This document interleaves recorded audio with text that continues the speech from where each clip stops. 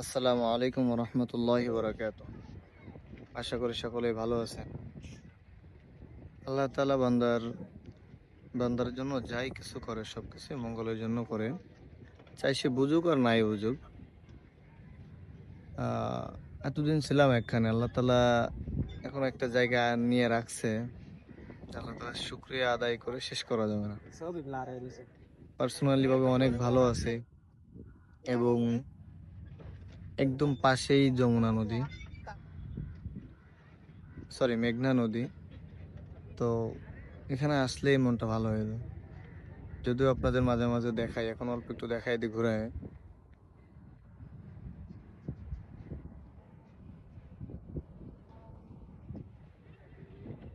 সামনে ইনশাল্লাহ দেখাবো, সমস্যা নাই।